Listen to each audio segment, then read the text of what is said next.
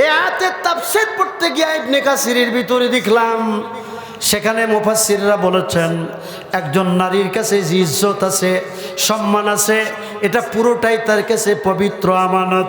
এটা স্বামী ছাড়া পৃথিবীর আর কেউ উপভোগ করার অধিকার রাখে না। অথচ আমাদের বউ কেউ খালি চুরির দোকান নিয়ে আসলেই হয়, হ্যাঁ, মৌলবি দেখে খুব ঘুঙ্গর টানে, কিন্তু ওই লোক দেখে কিছু মনেই করে না, মনে হচ্ছে আর বাড়ির মানুষ। কাছে যায় বসে থেকে আবার বলে ভাই চুরিটা না তুলে দাও তো, ওর হাতের থেকে চুরি তুলে নেই। মনোবিজ্ঞানের ছাত্র যারা, আমি যখন জেলখানায় ছিলাম তখন ওই জেলের ভিতরে সেই সময়ের বিডিআর বিদ্রোহ মামলার কিছু বিডিআররা ছিল, আমাদের এই জাকির ভাই ছিল, একজন মহাদেবপুরের একজন বিডিআর, তার স্ত্রী তাকে কিছু খাবার দিবার জন্য এসেছে 26শে মার্চে। আল্লাহর বান্দারা ওই জায়গায় গেলে কি আচরণ করা হয়, স্বামী জেলখানার ভিতরে স্ত্রী যখন স্বামীর জন্য খাবার পৌঁছে দিবার জন্য যায়, পুলিশ তখন তার স্ত্রীর সাথে একটু অভাব মিলামিশার চেষ্টা করে। জেলখানার ভিতরে সন্ধ্যার পূর্বে ওখানে একটা বিচারালয় আছে, ওই যে বকুলগাছির পরেই যে বিচার কার্যালয়, ওই জায়গায় বিচার ডাকা হয়। সন্ধ্যার পরে বিচার ডাকা হলো, দুইজন পুলিশ, দুইজনকে ডাকা হলো। জেলখানার ভিতরে যে পুলিশগুলি থাকে তাদেরকে বাবু বলা হয়। ও আল্লাহর বান্দারা, ওই জায়গায় তাদেরকে ডাকা হলো। অপরাধ কি? কয় অমুক বিডিআরের স্ত্রী এসেছিল, তার হাতে হাত ধরার জন্য এই পুলিশ চেষ্টা করেছিল, এই কারণেই তাকে ওই মুহূর্তে শাস্তির কাঠগড়ায় দাঁড় করানো হয়েছিল। ওখানে পুলিশরা বলতেছিল কেন তার হাত ধরবে? একজন নারীর হাতে যদি হাত পড়ে যায় পুরুষের, তাহলে গায়ের লোমটা শিউরে উঠে, কারণ আল্লাহ রব্বুল আলামিন অত্যন্ত আকর্ষণীয়ভাবে নারীর বডিটাকে তৈরি করেছে।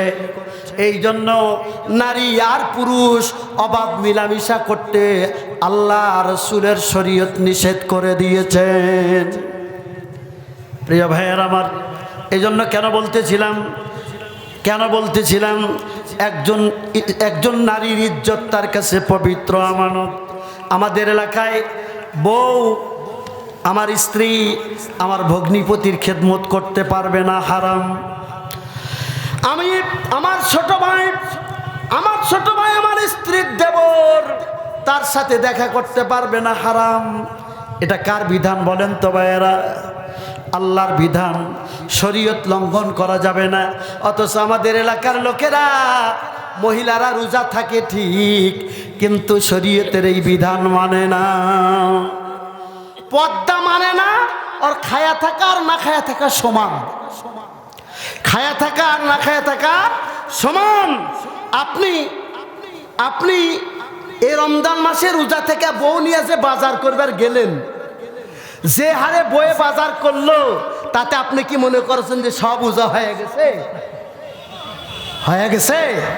বাজারে ঢোকার সাথে সাথে ইফতার হয়ে গিয়েছে। কি মনে করেন আজীব তামাশা? আরে ভাই, আজ থেকে 10 বছর পূর্বে এত মহিলা কোনোদিন বাজারে দেখেনি। যত মহিলা এইবারের ঈদ কেনাকাটায়, ঈদের আগের দিন রাত 11টা 12টা পর্যন্ত মহিলারা বাজার করছে। এই পুরুষগুলা কি মরিছে? কথা বললেন না যে? স্ত্রী আপনার কাছে পবিত্র আমানত। বউকে খালি বাড়ির কামলার মেয়ে হিসেবে নিচে মনে করে রাখলে হবে না। স্ত্রী আপনার কাছে পবিত্র আমানত, কথা মনে রাখতে হবে। কেন আপনি পুরুষ বাসা থাকতে বউ বাজারত গেল কেন, এই জবাবই দিতে পারবেন না। আমাদের স্ত্রীরা তো আসেনি, আমাদের বেটিরা তো আসেনি, আমার বেটি তো জুতা কিনতে আসেনি, আমার বউ তো ওখানে শাড়ি কিনতে আসেনি, বেটার প্যান্ট কিনতে আসেনি। আপনার স্ত্রী গেল কেন? আর দায়ুস লা ইয়াদখুলুল জান্নাহ, নবী বলেছেন দায়ুস কখনো জান্নাতে যাবে না। কলিজার টুকরা ভাইয়ের আমার, আল্লাহর বান্দারা, বিরক্ত হলেন? রাগ করলেন? এটা আমার ব্যক্তিগত কোনো কথা নয়। সামান্য পর্দার খিলাফ আল্লাহর মেহেরবানি করি না, আল্লাহর মেহেরবানি করি না, বইয়ের দ্বারাও করি না, বেটির দ্বারাও করি না। আল্লাহ তাআলা দায়ুস থেকে আল্লাহ মুক্ত রেখেছেন, এতটুকুন আস্থা নিয়ে কথা বলতে পারি। সেই জন্য বলি, ইসলাম সুবিধাবাদ জিন্দাবাদ নয়।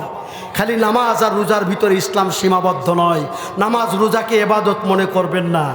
স্ত্রীর সাথে ভালো আচরণ করা, মানুষের সাথে ভালো ব্যবহার করা, এটাও কিন্তু এবাদত। গতকালকে কাতারের ভিতরে একটা লোককে দেখতেছিলাম। জি, আমি সময়ের প্রতি লক্ষ্য রেখেই কথা বলতেছি। এ মাদ্রাসা শুধু মনে করবেন না আপনাদের, এ মাদ্রাসা আমাদের সকলের। কি বলেন, ঠিক কিনা? দায়িত্ব আমাদের সকলের। কথা বলেন, ঠিক কিনা? আমরা এর ব্যাপারে যথার্থ দায়িত্ব পালন করব। আমি আগেই বলেছি, এই প্রতিষ্ঠান হলো বাগাতিপাড়ার মানুষের কাছে পবিত্র আমানত, পবিত্র আমানত। কাউরে কারণে যদি এই প্রতিষ্ঠান ভেঙে যায়, কিয়ামতের দিন ওই লোককে কোরআন দিয়ে জবাবদিহিতা করতে হবে। কোরআন তাকে আল্লাহর আদালতে আসামির কাঠগড়ায় দাঁড় করাবে। কথা বলেন, ঠিক কিনা? কাউরে জন্য যদি ভেঙে যায়, সে যে যত বড় মাপের মানুষ হোক, মনে রাখবেন, বহুত প্রতিষ্ঠান ইতিমধ্যে বন্ধ হয়ে গিয়েছে। আল্লাহর কোরআন এখানে কেবলই একটু আশ্রয় নিয়েছে। আমার বাপ একটা গল্প বলেছিল, মান্দার কোনো এক জায়গায়, আপনারা জানেন কিনা, যে রমজান মাসে নাকি দিনের বেলায় মানে উল্লাস করে খাবার একটা অনুষ্ঠান করেছিল। দিনের বেলায় রমজান মাসে মানে আল্লাহর রোজাকে অবজ্ঞা করে তারা আগে সামাজিক আয়দায় ছিল না, সামাজিক খাবার দেওয়া হতো। কি, তোর বেটা বিয়ে করলে গোটা সমাজক খাবার দেওয়া লাগবে। এটা কিন্তু জুলুম, এটা কিন্তু জুলুম। আমাদের সমাজে কালমা পড়ালে 2000 টাকা দেওয়া লাগবে। কলিজার টুকরা ভাইয়ের আমার, আমানত সংক্রান্ত একটি দলিল প্রমাণ নিয়ে যান।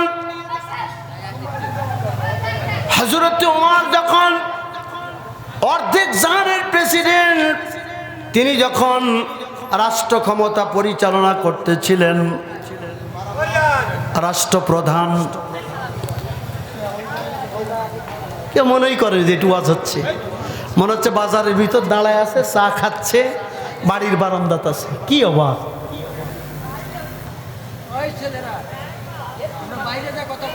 ও ভাই, এটা আমার ব্যক্তিগত কোনো বিষয় নয়। বিষয় হলো আল্লাহ বলেছেন, তোমরা যখন কোরআন শুনবে তখন নিশ্চুপ হয়ে শুনবে। সেখানে কোনো প্রকারের হট্টা গন্ডগোল তৈরি করা যাবে না। এটা আমার কথা নয়। কথা কার? বলেন, কথা কার? আমরা কার ভয়ে এখানে এসেছি?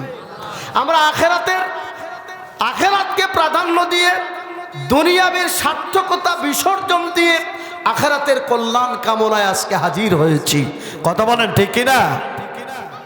এই মাদ্রাসা, এটা কিন্তু আমাদের কাছে পবিত্র আমানত। কোনো ব্যাপারে এখন তো কোনো দ্বন্দ্ব কোনো জায়গায় নাই, যত দ্বন্দ্ব মাদ্রাসা আর মসজিদ, নাকি বলেন? অন্য কোনো জায়গার কোনো দ্বন্দ্ব তেমন নাই। যত দ্বন্দ্ব হলো মাদ্রাসা আর মসজিদ। দেখবেন এগুলো সামাজিক প্রতিষ্ঠান, সেখানে গিয়ে নানা প্রকারের গন্ডগোল। এই যে কিছুদিন আগে পরানপুর থেকে 3টে লোক আসছিল আমার কাছে, এসে বলতেছে যে হুজুর, আমাদের মসজিদের পূর্বের যিনি ছিলেন সভাপতি, ওনার কাছে 3 লাখ টাকা ছিল। বলছে আমি আর সভাপতিগিরি করব না, আমি এখান থেকে অবসর নিতে। টাকা ফেরত দাও। কিসের টাকা? তার মানে কি? তার মানে হলো মসজিদের তো বাপ মাও নাই। লোকেরা বলেই তো এই কথা, নাকি কন? আর বাপ মাও কে বলবে, ও নিয়ে এইটা আত্মসাৎ করে খেলো। তার মানে যথার্থ আমানতদারিতা রক্ষা করলো না। এ হলো আমানতের খেয়ালতকারী। বহুত মসজিদের সর্দারের কাছে অসংখ্য অগণিত টাকা এখনো আছে, আমার জানা মতে আছে।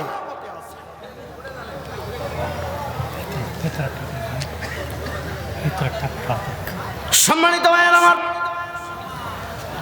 আমি বলছিলাম আমানত। লক্ষ্য করুন, কাল্লাকান, এই মান্দা থানা যতগুলো মসজিদ মাদ্রাসা আছে, পুকুর, সরকারি পুকুর পুষ্করণী আছে, মান্দা থানার যত জনগণ আছে, সবগুলি হলো এমপি মহোদয়ের কাছে একদম আমানত।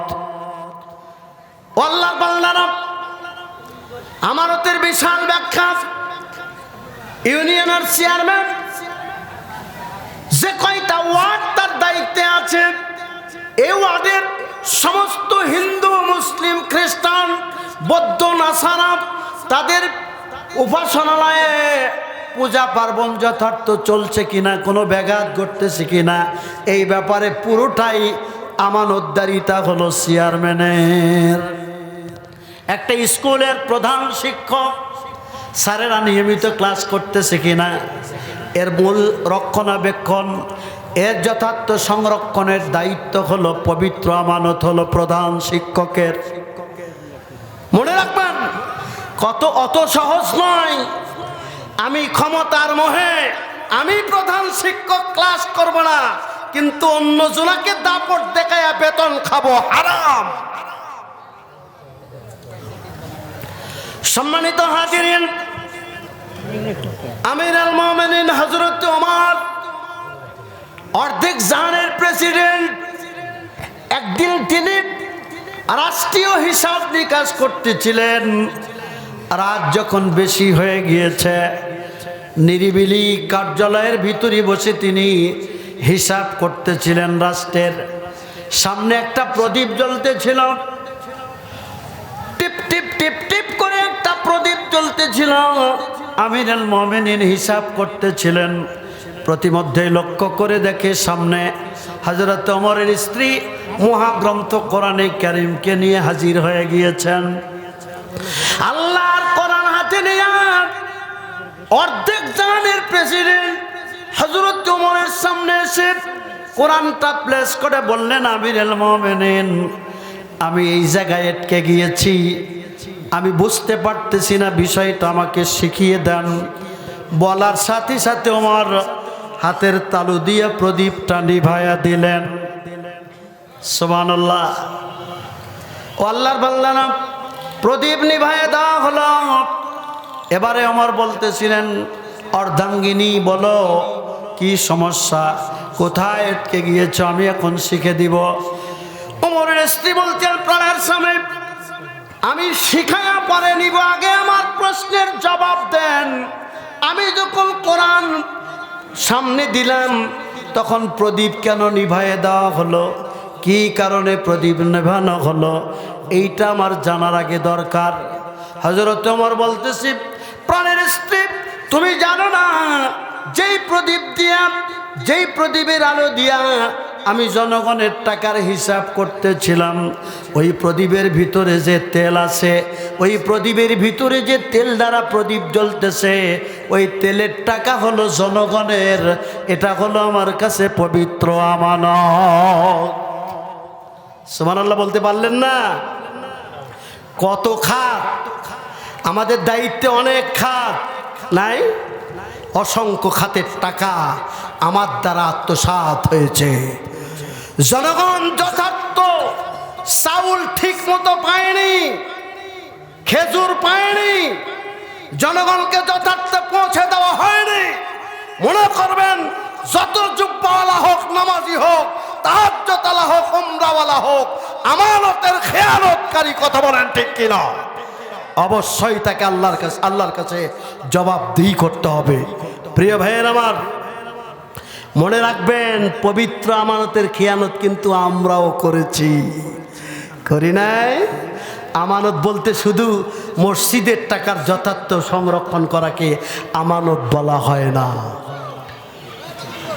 সম্মানিত ভাইয়ের আমার, আবারও কাল্লা খান, আল্লাহ রাব্বুল আলামিন বলেন, ধনীদের ধনের উপরে গরিবের হক আছে, অধিকার আছে। এই অধিকার যথার্থভাবে পৌঁছে দিতে হবে। আল্লাহর বান্দারা, মূল কথা হলো অধিকারটা কি, হকটা কি। এই যে মানুষ চাউলের ব্যবসা করে, গমের ব্যবসা করে, ধানের ব্যবসা করে, আল্লাহ বলেছেন, ওয়াইলুল লিল মুতাফফিফিন, ধ্বংস অনিবার্য তাদের জন্য যারা ওজনে কম দেয়। আমার বক্তৃতায় মসজিদে করতেছিলাম এই বক্তৃতা, যারা ওজনে কম দেয় তাদের উপরে ধ্বংস অনিবার্য। ধ্বংস তাদের হবেই, নিপাত তারা যাবেই। কারণ মানুষের হক যারা নষ্ট করে ওজনে কম দিয়া, এইরকম একটা দোকানদার বুঝি ইজ্জত বাজার নাই, নাই না? অসংখ্য অগণিত। তাও টুপি মাথার দিয়ে ব্যবসা করে রে ভাই, টুপি মাথার দিয়ে ঠকায়, মানুষকে ঠকায়। অথচ আল্লাহ বলছেন কুনতুম খয়রা উম্মাতিন উখরিজাত লিন-নাস, আমি তোমাদেরকে উম্মতে খয়ের হিসাবে, শ্রেষ্ঠ উম্মত হিসাবে পয়দা করেছি। তোমাদের কাজ হলো উখরিজাত লিন-নাস, মানুষের কল্যাণ করা, মানুষের উপকার করা। ওই যে আজকে আপনারা দেখেছেন বুঝি রংপুর মডার্নের মোড়ে যে মসজিদ, কেন্দ্রীয় মসজিদের ইমাম আব্দুর রশিদ সরকার, সেখানে বক্তব্য দিচ্ছেন, একজন বাধা দিয়েছে, এই বলা যাবে না, ওই বলা যাবে না। উনি ওনাকে ডানা ধরে টাইনে নিয়ে এসে মেম্বারে তুলে দিয়ে বলছে দেন আপনি খুতবা দেন। দেখেন না, এটা ভাইরাল হয়ে গেছে, আপনি খুতবা দেন। তখন আর বলতেছে আমি কি বলবো, আমি তো কিছুই জানি না। তো কিছু জানেন না তে বাধা দেন কেন? আপনি সূরা ফাতিহা বলতে বললে হক হক করেন, আবার আর রহমান বাদ দিয়ে মালিক ইয়াউমিদ্দিন বলেন, আবার বড় বড় ফতুয়া দেন এরা নাকি ইসলাম জানে না, ইসলামের ব্যবসা নাকি এরা করে। কথা বলে ঠিক কিনা? এরকম কথা যারা বলে এরা হলো চুগলখোর, আত্মাহিয়াত বলতে পারে না।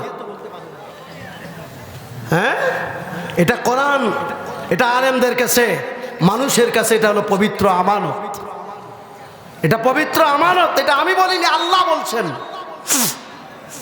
আল্লাহ রাব্বুল আলামিন বলেন ইন্না আরাদনাল আমানাতা আলাস সামাওয়াতি ওয়াল আরদি ওয়াল জিবাল।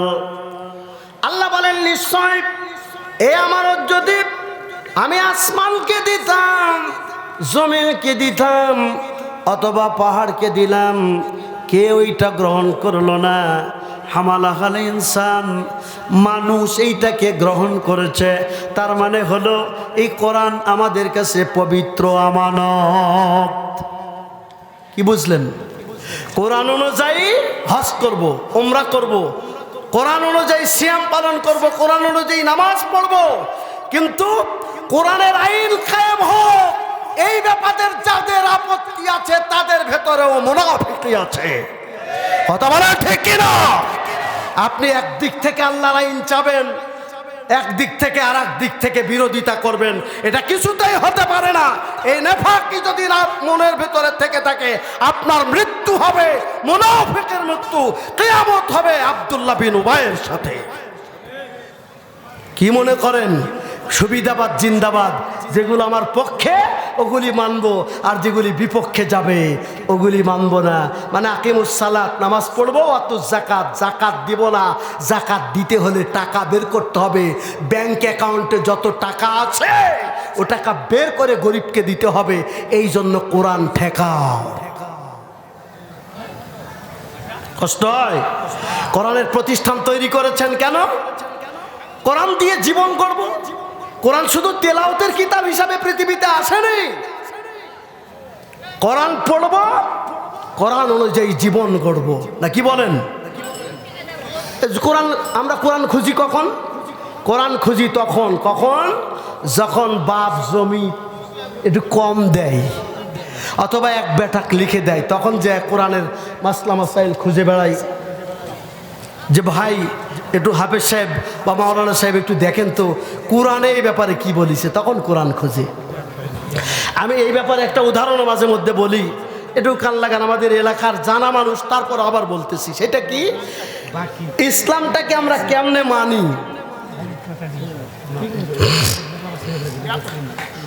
ইসলামটাকে আমরা কেমনে কতটুকুন মানি, একটু একটু লক্ষ্য করেন। তার মূল কথা হলো ইসলাম কি? শুক্রবারের দিন খুব ভালো দিন, জুমার দিন, জুমার দিন না,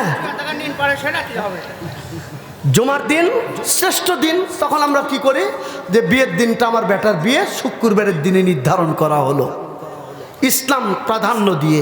আমি ইসলাম মাইন্ডের লোক, আল্লাহওয়ালা লোক, তো শুক্রবারে বিয়ের দিনটা ধার্য করা হলো। কিন্তু কাম কি করলো দেখেন, বিয়ের দিন নির্ধারণ করা হলো শুক্রবারে, আর হাজির সাহেবের বাড়ির বৃহস্পতিবারে রাত্রে বড় বড় এইরকম বক্স 3টা, ভুল বললাম? এইরকম বড় বড় 3টা বক্স আর 5টা হিজলে, আর ওর পুত্রবধূ তো আছেই, নাতি বউ আছে, ওগুলোতে একে তো নাচো না বুড়ি, তাতে আবার ঢোলের বাড়ি। ওই দিন সুযোগ পাইল আর হিন্দি গানের তালে তালে সারাটা রাত চা করলো। সেই হিসাবে একজন মুসলমান আল্লাহর সাথে গাদ্দারি করেছে, কথা বলেন ঠিক কিনা? ইসলামের সাথে এই গাদ্দারি আমাদের হয় না? হয় না? কেউ যদি যায় বলে এই কামটা ঠিক হলো না রে বা, তখন এই কি বলে? বলে আমরা এগুলা করি না রে বাপু, ওই লাতি জমেরা আলছে, ওরা আনা এগুলা ভাড়া করে আনিছে, তখন ওদের কান্দে তুলে দেয়। বান্নির মেলা কিন্তু এবার খুব একটা জমজমাট হয়নি। হাই সাহেব গেছিলেন নাকি ওদিকে? আপনার বাড়ির কাছে আমি যাবো না, ঠিক যাবে। রমজানের কারণে হলেও আল্লাহর মেহেরবানি খুব ভালো লাগছে যে অতটা আনন্দমুখর হয়নি। ওরা কয়েকটা গুল আগুন দিয়ে জ্বালায় বসেছিল ঠিক, কিন্তু কেউ যায়নি ওটি। কি বুঝলেন? জিলাপির দোকানও তেমন। আমি ওই দিনে আমার একটা প্রোগ্রাম ছিল, মাগরিবের আগে যখন আমি বের হলাম দেখলাম যে প্রতি বছর মাগরিবের আগে যে জমজমাট পরিবেশ দেখি ওটা নাই। তারপরে কিছু লোক ওই গোয়ালমান্দার ওই এলাকার থেকে, সুইচ গেট এলাকার থেকে ঘাড়ত করে লিয়ে নাতিক ঘাড়ত লেয় লিয়া আপনার কোনটি আছে বান্নির মেলাত, জিজ্ঞেস করে যদি কেউ কেরবা বান্নির মেলাত কৃষক যাচ্ছেন তুমি, বুড়া মানুষ বলছে বাপু এই নাতির জ্বালার সবারই পারছে না, মানে ওই বুড়া শয়তান, কথা বলা ঠিক কিনা? ওই হলো বুড়া শয়তান। নাতি ওর কান দিয়ে পার হচ্ছে না, ওই নাতির কান দিয়ে পার হচ্ছে। এই তো হলো ইসলাম মানে। সম্মানিত ভাইয়ের আমার, আমি বলতেছিলাম হক আমানত খুব সামান্য কথা, সেইটা হলো আমানতের ব্যাপার। একটা মানুষ সারা জীবন ব্যবসা করলো, চাউলের ব্যবসা অথবা ধানের ব্যবসা অথবা গমের ব্যবসা, আমাদের ব্যবসায়িকদের কিন্তু একটা নিয়ম আছে, ওরা মাপে নেওয়ার সময় এক বাটকারা আর বিক্রি করার সময় আর এক বাটকারা। কি বলেন ঠিক না? মনে কিছু নিয়েন না। যারা কাঠের ব্যবসা করে ওরা যখন কাঠ মাপ দেয় তখন ওই চিকন দিকে যেয়ে ধরে, আবার যখন কষাই গোস্ত মাপ দেয় তখন দেখবেন পাল্লা একদম মাটির ঠেকাইয়া দেয়, দেখে মনে হয় হাফ কেজি বেশি দিল, বাড়ির যা দেখেন 250 গ্রাম নাই। সম্মানিত ভাইয়ের আমার, ওরা মনে করল আল্লাহ বুঝি এই ব্যাপারে কিছুই বলেন নাই। আল্লাহ বললেন ওরা ওজন দিয়া নেওয়ার সময় এক বাটকারা ইউজ করে আর দেওয়ার সময় আর এক বাটকারা ইউজ করে, মানে নেওয়ার সময় 82 পাথর আর দেওয়ার সময় 80 পাথর। বহুত ব্যবসায়িক আছে, কথা বলেন ঠিক কিনা? এইরকম জনগণ মানুষ ঠকানোর কারণে, আমানতের খেয়ানত করার কারণে, মানুষের হককে ফাঁকি দেওয়ার কারণে পরে দেখা যায় পাটের গুদামে আগুন লাগে।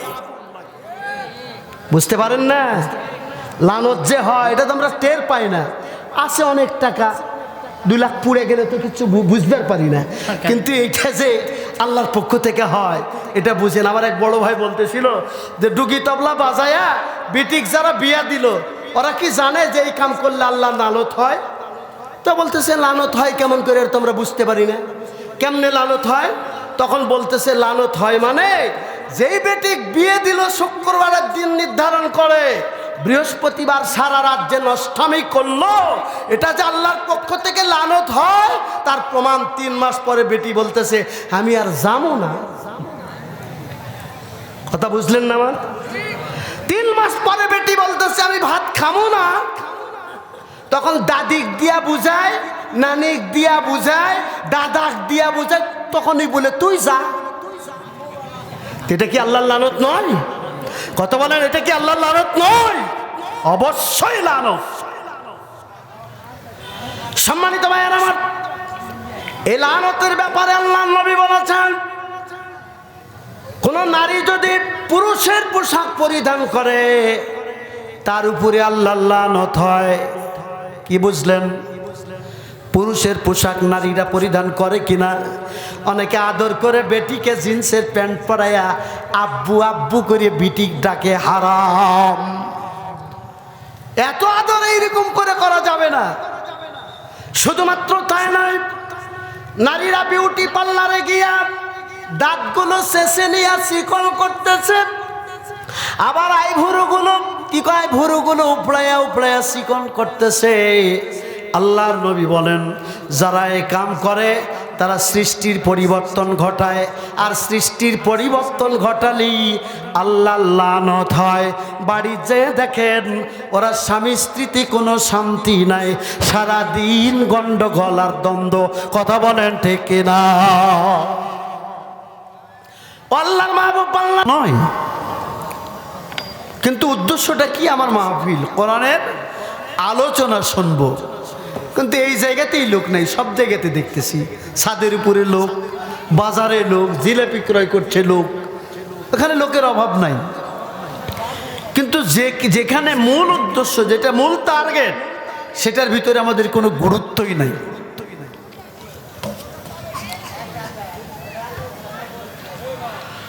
সাউন্ড সিস্টেম আবারও বলছি, রিকো দরকার নেই, স্বাভাবিক করো, কারণ জায়গা অত্যন্ত সীমিত, সাউন্ড ক্লিয়ার আসবে না, এই জন্য যে এখানে সাউন্ড বাহিরে যেতে পারতেছে না। সম্মানিত ভাইয়ের আমার, তো আমার আলোচ্য বিষয় কি? আমানত। খুব খেয়াল করবেন, ছোটবেলায় আব্বা মারা গেছে যাদের, বড় ভাই আছেন এতিম, বাপের যে সম্পদ ওয়ারিশ সূত্রে পাবে, এই বড় হওয়া পর্যন্ত, এই নাবালেগ যেহেতু বালেগ হওয়া পর্যন্ত পুরোটাই ফুলটাই যা কিছু এর লালন পালন এবং এর সংরক্ষণ, এর সম্পদ যেটা ওর ভাগের, ফুলটাই বড় ভাইয়ের দায়িত্ব হলো সংরক্ষণ করা, আমানতদারিতা রক্ষা করা। কিন্তু আমাদের অবস্থাটা কি? আমাদের অবস্থা দায়িত্ব নেই ঠিক, কিন্তু ওই সুযোগ কাজে লাগিয়ে ছোট ভাইয়ের সম্পদগুলো ভক্ষণ করি।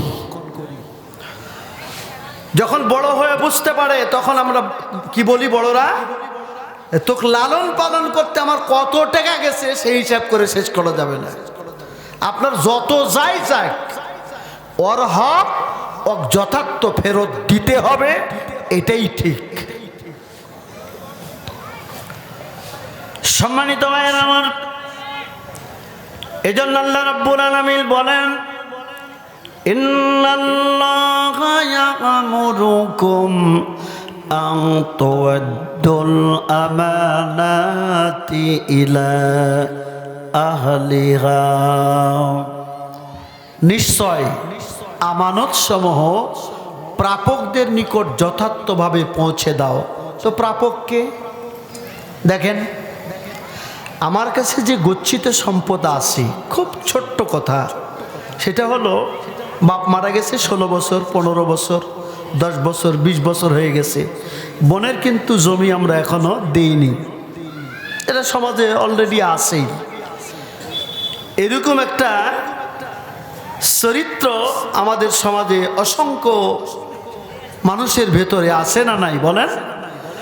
জমি কিন্তু এখনো বোনেরটা দেইনি, অথচ আপনি বলেন কিসের ক্ষমতা বলে এই 16 বছর 18 বছর আপনি এই জমি জোর করে ভক্ষণ করছেন? বাপ যেদিন মরে গেছে, মা মরে যাওয়ার পরে দুইজনের রেখে যাওয়া সম্পদের মূল ওয়ারিশ আপনি একাই না বোনও? কথা বলেন না যে ভাই একাই না বোনও পাবে? বাপের জন্মানো ভাইও বোনও। কোরআনের বিনাশ হলো, ফাইসালা হলো, বন্টন নীতিতে বলা হয়েছে যে এক ভাই সমান 2 বোন, অথবা 2 বোন সমান 1 ভাই। 2 বোনে যদি 2 বিঘা পায়, ভাই একাই কতটি পাবে? 2 বিঘা। সুবহানাল্লাহ। এ বন্টন নীতি কার? আল্লাহ। তো এত আজও যে এই সম্পদ দেয়নি, বোন যে জমিটা পাবে ওইটা যে আজও দেয়নি, তাহলে আমি আমানতের খেয়ানত করেছি। আল্লাহর নবী বলেন, লা ঈমানা লিমান লা আমানাতা লাহু। শরীয়ত প্রণেতা তাম দুনিয়ার শ্রেষ্ঠ মহামানব, যে রাসূলের নাম উচ্চারণ না করলে আজান হয় না, ইকামত হয় না, সেই রাসূল বলেছেন না ঈমানা, ওই ব্যক্তির ঈমান নেই। আমানাত লাহু, যার ভিতরে আমানতদারিতা নাই।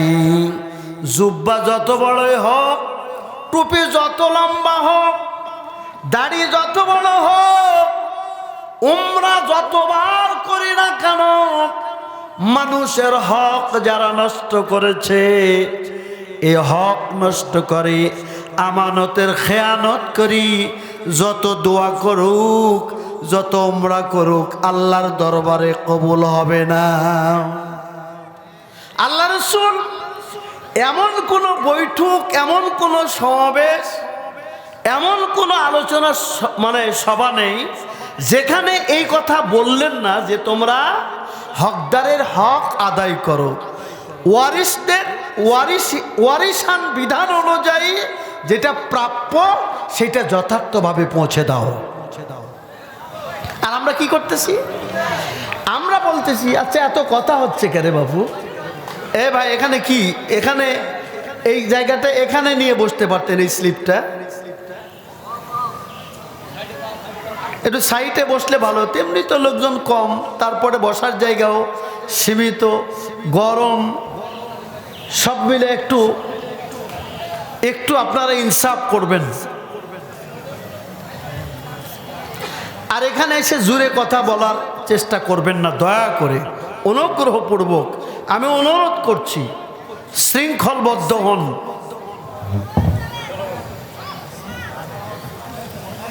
সম্মানিত হাজিরিন, আমার আলোচ্য বিষয় হলো আমানত। মনে রাখবেন এক কথা, আমানতটা কি? গচ্ছিত রাখা, সংরক্ষণ করা, যে দায়িত্ব আমার উপরে অর্পিত হয়েছে তার যথার্থ পালন করাই হলো আমানত। যেমন মনে করেন আমাকে একজন বলল যে কালাম ভাই, আমি আমার এই সালামটা নিয়ে ওই আফজাল ভাইকে পৌঁছে দিও। তো যতক্ষণ না পৌঁছাচ্ছি, তার কাছে না বলতেছি, এতক্ষণ এই সালাম হলো আমার কাছে আমানত।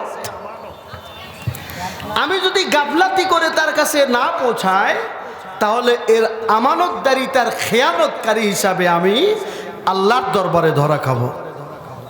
এটা মনে রাখবেন। এই যে এলাকায় যে ধনী মানুষগুলি আছে, এদের পাশে যে গরিবগুলি আছে, এই গরিবরা হলো তাদের কাছে পবিত্র আমানত। সংখ্যাগরিষ্ঠ মুসলিম এলাকায় সংখ্যালঘু অর্থাৎ পরিমাণে কম অমুসলিম, তারা হলো সংখ্যাগরিষ্ঠ মুসলমানের কাছে পবিত্র আমানত। বিষয়টা মাথায় রাখবেন। কোনো কিছুতেই অমুসলিমদের উপরে যেন কোনো প্রকারের অশান্তি অথবা তাদের উপরে কোনো রকমের শক্তি প্রয়োগ না করা হয়। আল্লাহর নবী বলেন, সংখ্যাগরিষ্ঠ মুসলিম এলাকায় সংখ্যালঘু অমুসলিমরা হলো পবিত্র আমানত। এই সংখ্যালঘু অমুসলিমদের উপরে কেউ যদি অত্যাচার করে, কেউ যদি যন্ত্রণা দেয়, কষ্ট দেয়, কিয়ামতের দিন নবীজি বলেছেন আমি মুসলমানদের বিপক্ষে যাব আর অমুসলিমদের পক্ষ নিয়ে আল্লাহর দরবারে বিচার দায়ের করব। কি গুরুত্বপূর্ণ কথা! সম্মানিত ভাইয়েরা আমার, প্রতিবেশী আমার কাছে আমানত, আমার জমির কাছে জমি, এই জমিটাও আমার কাছে আমানত। আমাদের অবস্থাটা কি আমি সামাজিক রূপরেখা অনেক সময় তুলে ধরি, সেটা হলো আমরা নিজের জমিকে অনেক সুবিধা নিতে গিয়া প্রতিবেশীর জমির আল ফুটা করে দিয়া সার দেওয়া পানিটা নিজের জমিতে পার করে নেই। এইরকম খেয়ানতকারী বহুত নামাজিও সমাজে আছে। কথা বলেন ঠিক কিনা?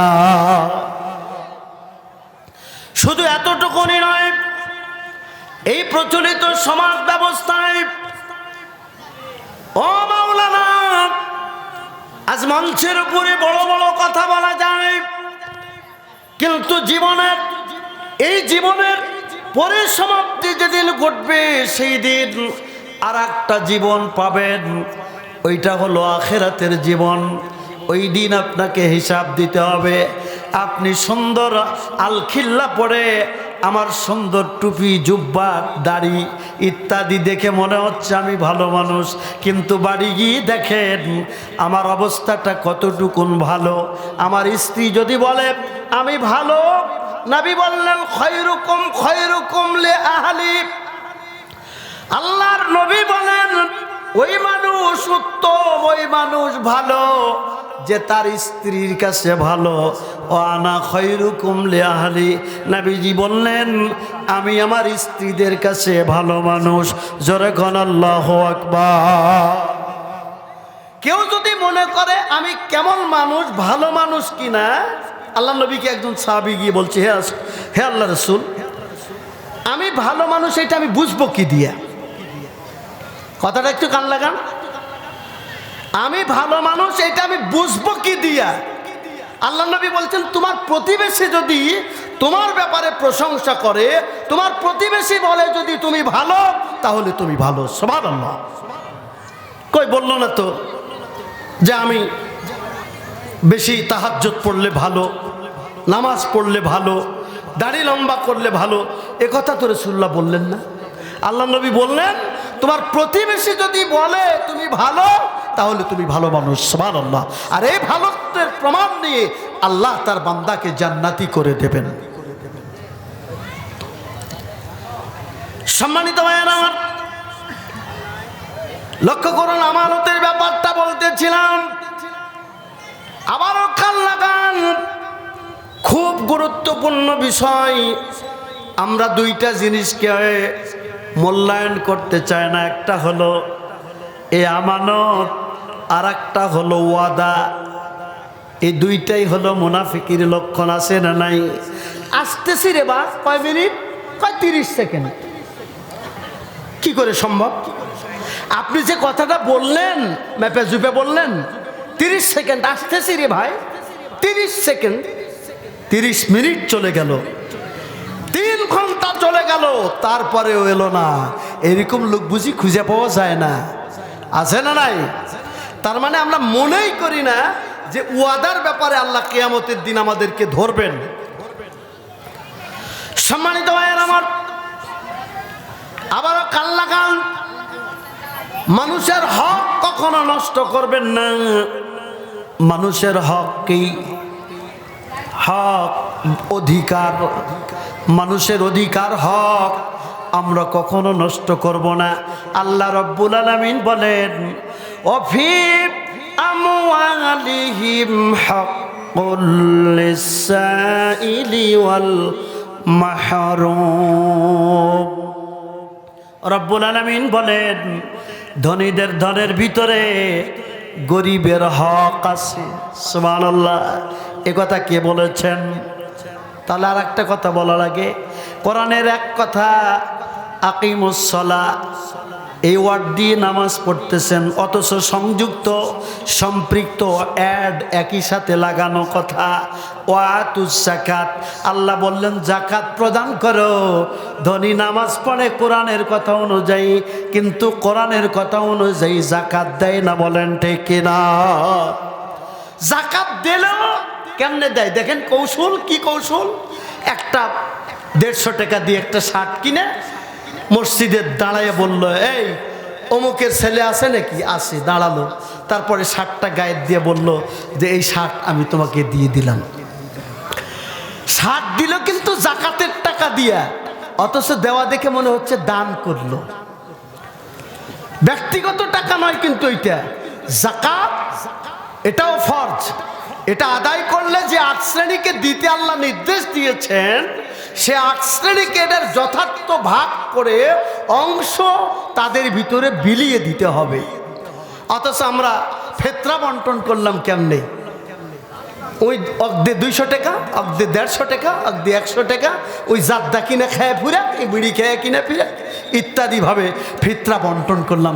কিন্তু ফিতরা জাকাতুল ফিতর যেটা, এটা বন্টনের ব্যাপারে আল্লাহ সূরা তওবার 60 নম্বর আয়াতে খুব ফুল বিবরণী দিয়ে দিয়েছেন।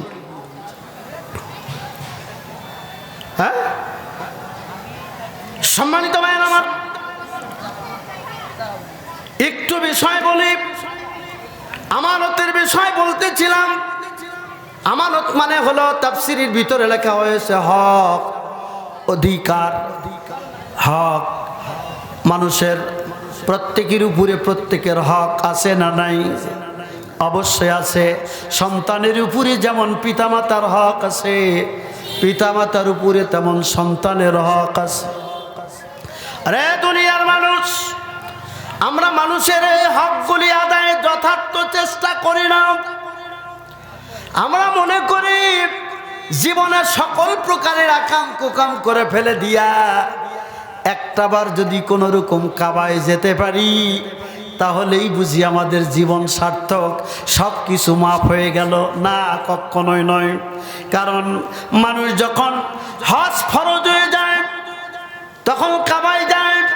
আর কাবায় গিয়া কাবার গ্লাস ধরে যদি বলে আমাকে মাফ করে দাও, আল্লাহ বলেন আমি সব মাফ করে দিতে পারবো, কিন্তু তুমি যে মানুষের হক নষ্ট করেছো, এই গুনাহ, এই অপরাধ, এই শাস্তির ব্যাপারটা আমি মাফ করতে পারবো না। সেটা কি? বনের হক। বনের জমি দেননি এরকম একটা লোক নাই নাকি? কোন নাই? কেউ নাই। দেখে মনে হয় ও ভাই, প্রত্যেক ভাইয়েরা প্রস্তুত থাকেন। আপনি মৌলিক ইবাদতগুলি করবেন, এটা আল্লাহ ফরজ করেছেন, কিন্তু সেই সাথেও মানুষের হক আদায় করতে হবে। হক যদি আদায় করতে ব্যর্থ হয়, তাহলে আমার নামাজ, আমার রোজা, আমার হজ, আমার যাকাত, আমার দান সদকা সব ব্যর্থ হয়ে যাবে। কলিজার টুকরা ভাইয়ের আমার, খুব গুরুত্বপূর্ণ বিষয়।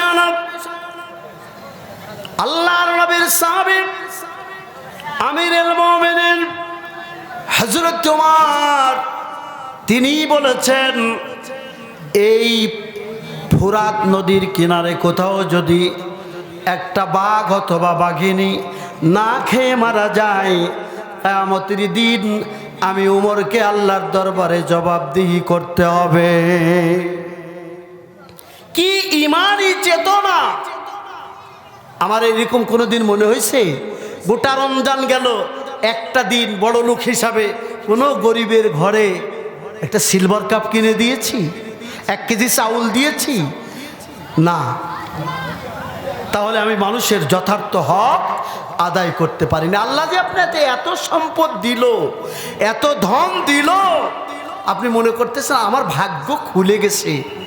আপনাকে দিচ্ছে মানে এটা অসহায়, দুস্থ, দরিদ্র, গরিব মানুষের সামনে আপনাকে এটা বিলিয়ে